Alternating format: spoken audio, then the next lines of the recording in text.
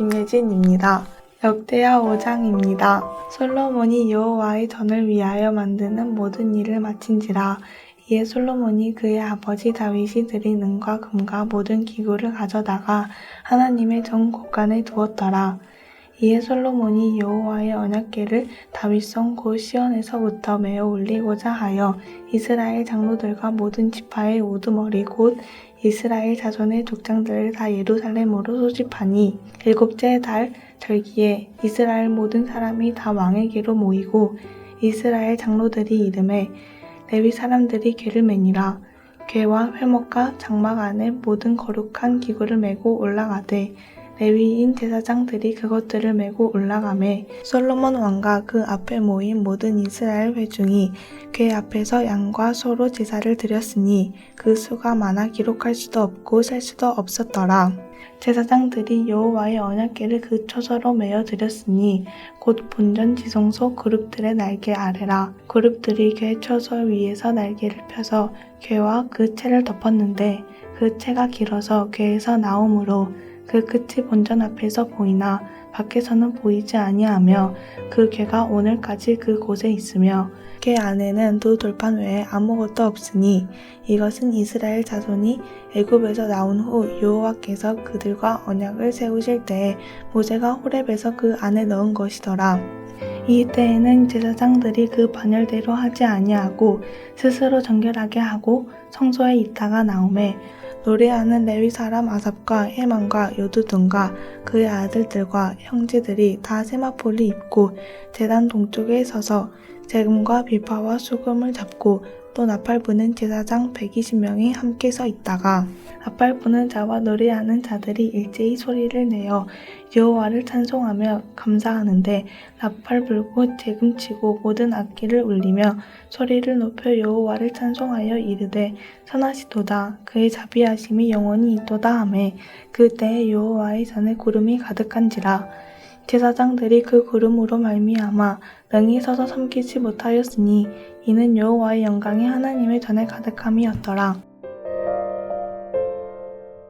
하늘에 계신 우리 아버지여, 이름이 거룩히 여김을 받으시오며 나라가 임하옵시며 뜻이 하늘에서 이룬 것 같이 땅에서도 이루어지이다. 오늘날 우리에게 일용할 양식을 주옵시고 우리가 우리에게 죄 지은 자를 사하여 준 것 같이 우리 죄를 사하여 주옵시고 우리를 시험에 들게 하지 마옵시고 다만 악에서 구하옵소서. 대개 나라와 권세와 영광이 아버지께 영원히 싸움나이다. 아멘.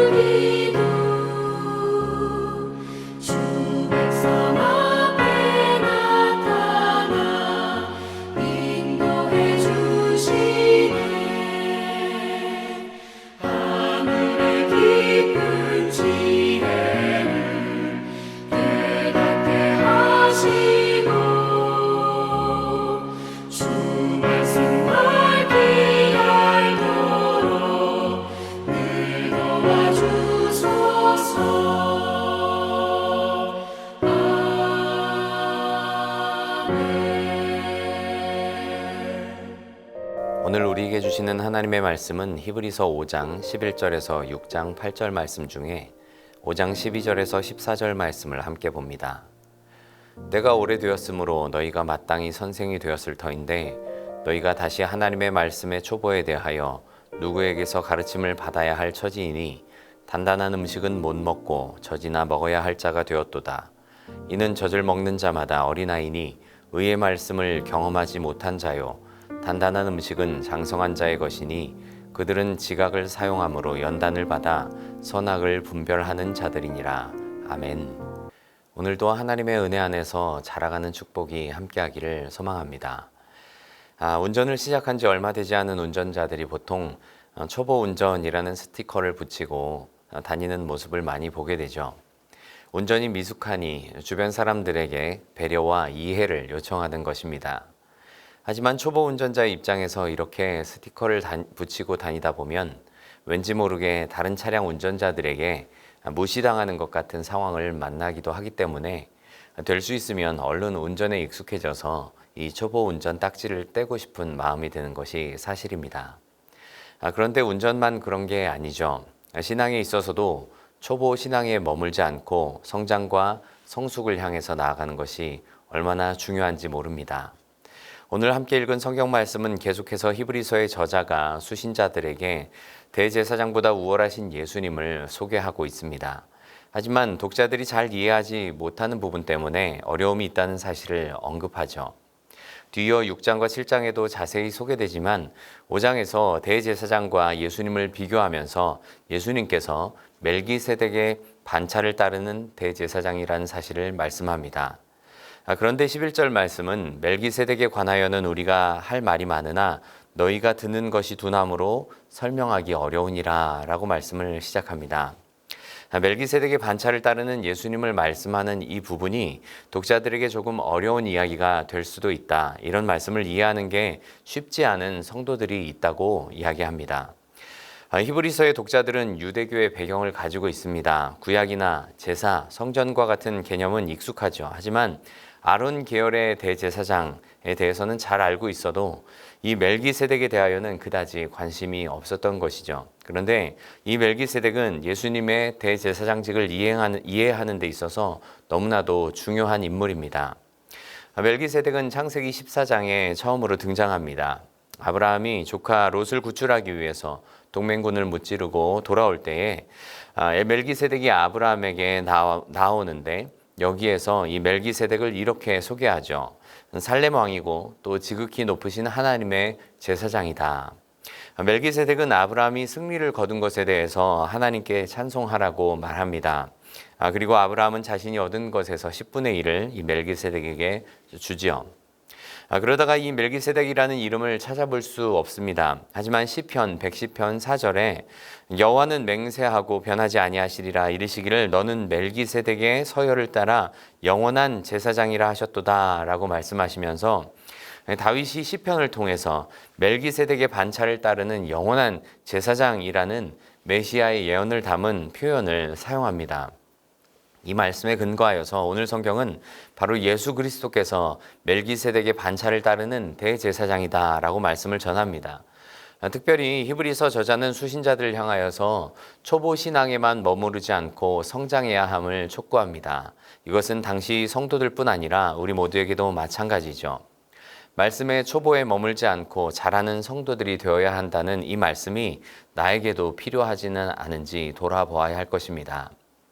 먼저 저자는 독자들이 신앙을 갖게 된 이후에 꽤 오랜 시간이 지났음을 언급합니다. 12절 말씀은 이렇게 말씀합니다. 때가 오래되었으므로 너희가 마땅히 선생이 되었을 터인데 라고 말씀합니다. 오랜 시간이 지났음에도 불구하고 다시금 말씀의 초보에 관하여서 이야기해야 하는 답답함을 호소하고 있습니다. 질문 하나를 하고 싶습니다. 신앙과 시간 비례할까요? 반은 맞는 말이고 또 반은 또 고개를 갸우뚱하게 되는 말이기도 하죠. 신앙의 성숙에는 시간이 필요합니다. 알아가는 시간이 필요하고 또 자기 신앙으로 받아들이는 시간이 필요하고 또 삶의 순간순간을 살아가면서 말씀이 진리임을 경험하고 체화되는 시간이 필요하죠.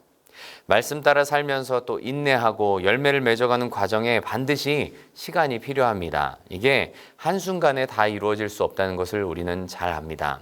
하지만 꼭 시간이 지난다고 해서 우리의 신앙이 성장하는가? 시간의 흐름과 신앙의 성숙이 반드시 비례하는 것만은 아니라는 사실을 또 우리는 잘 압니다. 물론 하나님의 효과적인 부르심 속에 구원받은 성도들은 날마다의 시간 속에 믿음의 길을 걸어가고 또 신앙의 성숙을 향해 나아가게 됩니다. 하지만 또 적지 않은 경우 신앙이 답보 상태에 머물러 있는 경우도 참 많죠. 엄밀히 말하면 답보하는 것이 아니라 퇴보하고 있는 것입니다. 데살로니가 지역 교회 성도들을 생각해 보십시오.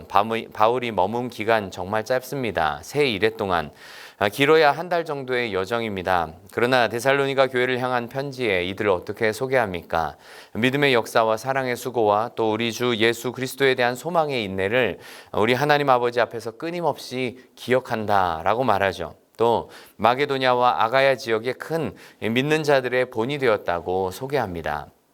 반대로 요한계시록 소아시아 7개 교회들에 향한 말씀을 보면 어떻습니까? 에베소 교회 같은 경우 처음 사랑을 버렸다, 또 어디서부터 떨어졌는지를 생각하고 회개하라 말씀합니다. 그렇지 않으면 촛대를 내게서 옮겨버리시겠다고까지 말씀하시죠. 라오디게아 교회 어떻습니까? 차지도 않고 뜨겁지도 않다고 말씀합니다.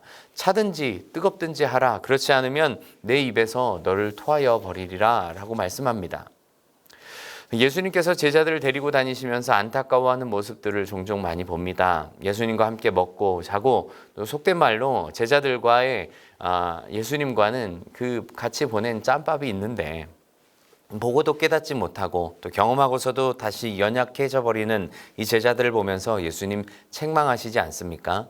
너희가 아직도 깨닫지 못하느냐라고 말씀합니다. 여러분, 이러한 책망이 우리의 모습이 되어서는 안 됩니다. 신앙의 성장을 가늠할 수 있는 척도를 열어들 수 있겠지만 거기엔 분명히 기간도 물론 포함되어 있을 것입니다. 하지만 믿음의 기간만 자랑하는 성도 되지 않아야 합니다. 우리 신앙이 답보 상태, 퇴보하는 신앙의 상태가 되지 않기를 간절히 바랍니다. 두 번째로 우리의 신앙이 성장을 향해 나아가야 함을 오늘 성경은 강조합니다. 오늘 성경 말씀은 초보에 머무는 이들을 가리켜서 젖을 먹는 자, 또 어린아이라고 표현합니다. 말씀에 성숙한 태도를 가진 사람을 또한 상대적으로 비교하면서 단단한 음식을 먹는 자, 또 장성한 자라고 말씀하시죠. 우리는 이 말씀 앞에 생각하게 됩니다. 나는 스스로 어느 정도의 성장 단계에 와 있는가를 말이죠. 이어지는 6장 1절 이후의 말씀을 보면 이렇게 말씀합니다. 그러므로 우리가 그리스도의 도의 초보를 버리고 죽은 행실을 회개함과 하나님께 대한 신앙과 세례들과 안수와 죽은 자들의 부활과 영원한 심판에 관한 교훈의 털을 다시 닦지 말고 완전한 대로 나아갈지라 라고 말씀하시죠. 회개와 신앙, 또 세례와 안수, 부활과 심판, 이렇게 두 가지씩 세 쌍으로 표현된 이러한 내용들은 당시 기독교인들의 핵심적인 또 초보적인 가르침에 해당하는 것들이었습니다. 그러나 성경은 이러한 것들을 다시 닦지 말고 완전한 대로 나아가야 한다고 말씀합니다. 성경은 성도들의 신앙 성장을 매우 적극적으로 요청하고 있습니다. 베드로후서 1장 5절에서 7절은 이렇게 말씀합니다. 그러므로 너희가 더욱 힘써 너희 믿음의 덕의 지식을, 지식의 절제를, 절제의 인내를, 인내의 경건을, 경건의 형제 우애를, 또 형제 우애의 사랑을 더하라 라고 말씀하시죠. 또 이어지는 베드로후서 1장 10절에 그러므로 형제들아 더욱 힘써 너희 부르심과 택하심을 굳게 하라 라고 말씀합니다. 에베소서 4장 13절은 말씀합니다. 우리가 다 하나님의 아들을 믿는 것과 아는 일에 하나가 되어 온전한 사람을 이루어 우리 그리스도의 장성한 분량이 충만한 데까지 이르리니 라고 말씀합니다. 사랑하는 우리 성도들 모두가 말씀을 더 가까이 하는 가운데 하나님의 사람으로 온전해지고 또 하나님의 뜻을 따라서 모든 선한 일을 행한 능력을 갖춘 성도들 될 수 있기를 간절히 바랍니다. 신앙과 더불어서 성화의 과정이 우리에게 더해져 가기를 원합니다. 신앙의 시간적 길이도 많이 쌓이고 또 그와 함께 온전함에 이르는 깊이도 더해져 가는 모습이 우리 모두에게 있기를 간절히 소망합니다. 세 번째로 특별히 이러한 영적인 성장을 위해서 선한 의지와 노력이 필요하다는 사실을 말씀합니다. 14절 말씀은 장성한 자들의 특징을 이렇게 말씀합니다. 그들은 지각을 사용함으로 연단을 받아 선악을 분별하는 자들이다. 이 지각을 사용한다라는 이 말은 깨닫고 이해하기 위해서 노력한다는 말입니다. 또 연단을 받는다라는 이런 말은 운동선수들이 자신의 실력 향상을 위하여서 훈련을 거듭하듯이 영적인 분별력을 갖기 위해서 훈련하는 모습을 가리키는 말이죠. 결국 이렇게 지각을 사용하여 연단을 받는 모습 속에 선악을 분별하는 것이 바로 장성한 자의 모습이다라고 말씀합니다. 여기서 말하는 선악은 도덕적인 의미가 아닙니다. 교리의 건전함과 또 타락을 구별하는 것을 말하는 것이죠. 여러분, 우리가 신앙을 처음 갖게 될 때 너무나도 새롭고 또 신비하고 호기심에 가득한 모습으로 이렇게 다가서지만 반대로 신앙생활을 또 한다는 것은 믿음 때문에 포기하고 버려야 할 것도 많고 또 올바른 신앙 인격을 갖추면서 훈련되어져야 하는 부분도 너무나도 많습니다. 그 과정들을 겪어 나가는 것이 결코 쉽지만은 않습니다. 물론 우리를 부르신 구원은 흔들림이 없고 또 성령 하나님께서 도우시기 때문에 감당할 수 있는 것입니다. 하나 우리가 말씀의 의미를 깊이 연구하는 일, 또 말씀을 따라 살면서 연단받는 이러한 일들, 이러한 과정이 신앙 성장을 위하여서 반드시 거치게 되는 과정임을 생각해야 합니다. 게다가 여러 가지 시험들이 있기 마련이죠. 히브리서 6장 4절 이하의 말씀은 특별히 우리 신앙의 경각심을 갖게 하는 말씀을 전해줍니다. 한번 선한 말씀과 내세의 능력을 맛보고도 타락한 사람들, 신앙의 길에서 떠나고 배교하는 사람들도 있다고 말씀합니다. 하나님의 효과적인 부르심 안에서 우리가 모두가 구원을 받지만 그 구원의 여부는 하나님께서 아시는 것이죠. 물론 믿음 안에서 우리도 확신하지만 성경은 분명히 알곡과 가라지가 있음을 말씀합니다. 뭐가 진짜인지 가짜인지, 어떤 것을 취해야 하고 버려야 할 것인지 분별력을 가진 성숙한 성도들이 되어야 합니다. 이러한 은혜가 우리 모두에게 있기를 간절히 바랍니다. 누구나 성장을 하기 원합니다. 또 성장에 대한 욕구가 없는 사람은 어딘가 잘못된 것이겠죠. 커가는 아이들을 한번 생각해 보십시오. 어른들이 하는 거 다 따라하려고 하지 않습니까? 먹는 것도 그렇고 또 입는 것도 그렇죠. 또 엄마가 바르고 있는 건 그거 다 따라하고 싶어하는 이러한 욕구, 성장에 대한 욕구가 있기 때문입니다. 근데 신앙도 마찬가지여야 합니다. 참 많은 미디어를 통하여서 많은 걸 접하는 시대를 살고 있습니다. 요즘은 빅데이터를 따라서 알고리즘에 의해서 내가 좋아하고 선호하는 영상들이나 또 기사 같은 것들을 추천해 주죠. 코로나 이후에 교회와 성도들이 겪는 어려움도 참 많지만 또 교회가 공동체성이 무너지고 좀 안타까운 일들도 많지만 한편으로 기독교 또 신앙과 관련된 컨텐츠가 이전과는 비교할 수 없을 정도로 폭발적으로 늘어난 시대이기도 합니다. 그전에도 우리가 말씀의 홍수 시대를 살고 있다라고 이야기했지만 이젠 정말 이 얼마나 접근이 더 쉬워졌는지 모릅니다. 그런데 정말 그만큼 우리가 신앙 성장하고 또 성숙을 향해 나아가고 있는가 하는 것은 또 다른 문제입니다. 신앙생활조차도 내가 취사 선택하고 있는 이러한 현대 문화 속에서 우리에게 정말 성숙을 향해 나아가야 한다는 이 오늘 성경의 말씀이 경종을 울리고 있지는 않습니까? 신앙의 연륜 또 그 시간이 깊어짐에 따라서 말씀도 많이 또 잘 이해하고 신앙 안에서 잘 분별할 수 있는 우리 모두 될 수 있길 바랍니다. 말씀의 초보에서 벗어나 성숙과 또 성장을 향해 나아갈 수 있는 우리 모두가 될 수 있기를 주님의 이름으로 간절히 바랍니다.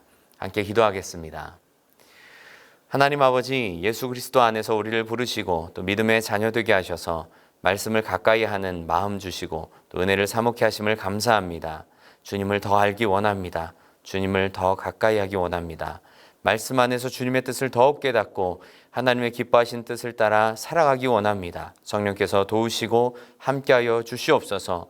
구원으로 부르신 이 하나님의 흔들림 없는 부르심 안에 아름답게 성장하고 또 성숙해가는 우리 모두 되게 하여 주시옵소서. 감사드리며 예수님 이름으로 기도드립니다. 아멘.